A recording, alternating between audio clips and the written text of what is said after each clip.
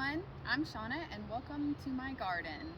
I checked my 10-day weather forecast this morning and it seems that we're going to have lows around 50 and highs in the 70s to 80s in the next 10 days.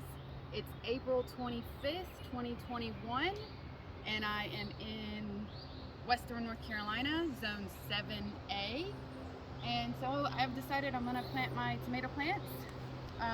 All I'm planning right now, because we do still run a chance of frost for another few weeks, but these have been outside probably a good 3 weeks, and I only had to bring them in once for a freeze last week, and I think I'll be able to protect them if we have a little cold snap come up. So this year I expanded my garden a little bit. I usually only do 3 tomato plants. This year I'm doing 24 out here.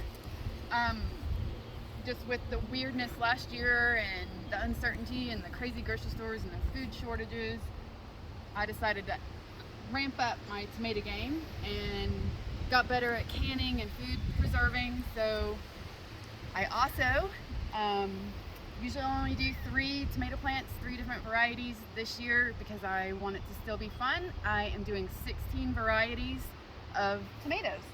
So I guess I'll tell you what, they all kind of look the same right now. So I'll tell you what I've got going in, and then we'll go over it whenever they have fruit on them. And I'm gonna plant this basil. But over here is going to be my cherry tomato bed, except for I'm not sure about this one. This is my mystery tomato.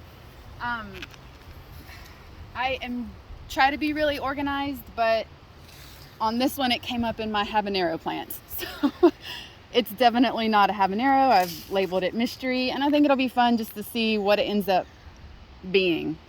So anyway, I'm putting it in. We'll find out.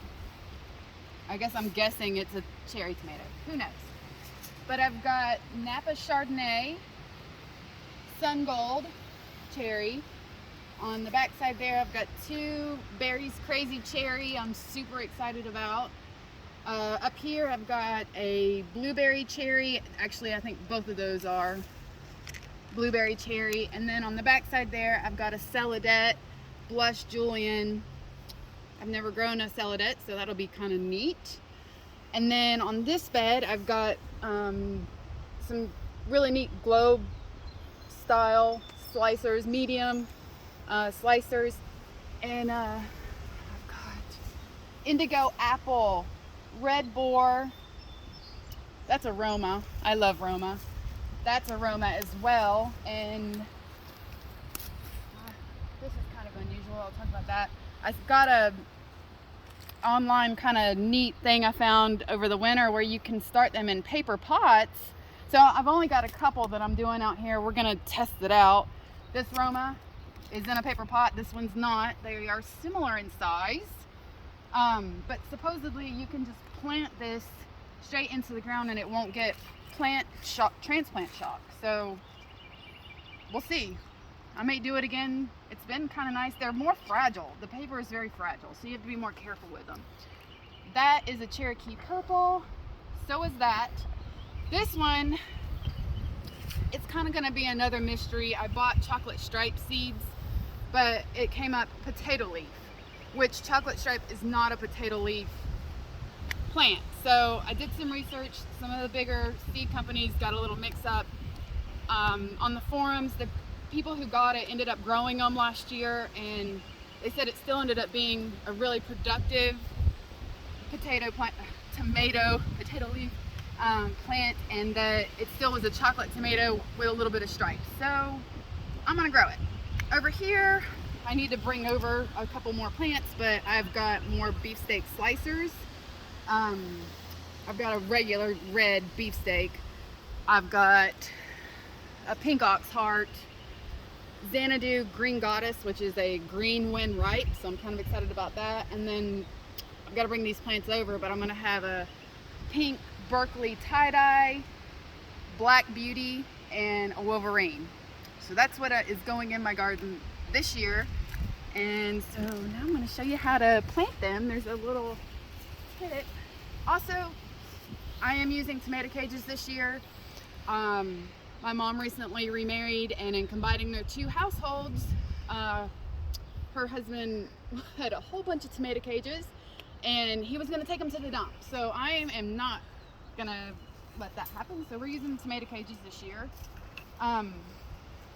So when you plant your tomato, I don't know if you can see, but it has like a fine, can you see that? Hairs all up the stem. Will it focus in on it? Anywhere on a tomato stem that touches dirt will grow roots. It just will. So when you plant them, I actually will take off like the bottom leaves. I'm gonna plant it all the way to here. All this will grow roots, and it'll make you have a stronger tomato plant in the long run with a bigger root system. So I'm gonna dig a deep hole.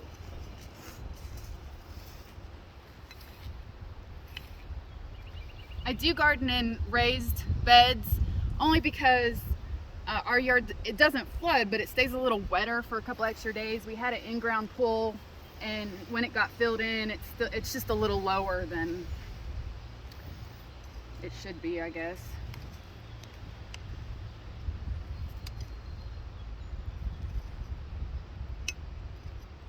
It's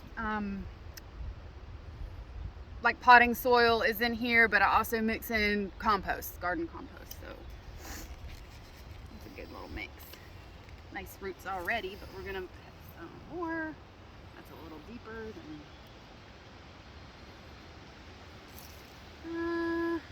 maybe a bit more. That'd be good. I'm gonna fill the dirt all the way around. So it is much deeper than it was in that pot, but that's a great thing. It's gonna grow up, it'll grow like crazy, but it'll have extra roots down there, making it a stronger plant. And I'm gonna set this on there, even though it's not gonna be stuck to it yet. But as it grows, I'll just kind of, you see these little ties, like keep getting it to where it grows up. If it gets bigger than this cage, I'll probably bamboo stake it so that it can keep growing up. As you see this little sad thing, it got killed with the frost last week. I am gonna plant marigolds in here. And this is a snapdragon. A couple of little flowers in here just to help bring in bees to pollinate this, and yeah. So I hope that helps. I'm not an expert, but if you have any questions, just ask. I'll try and answer them as best as I can.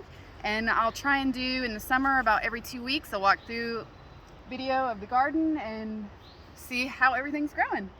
All right guys, thanks for watching.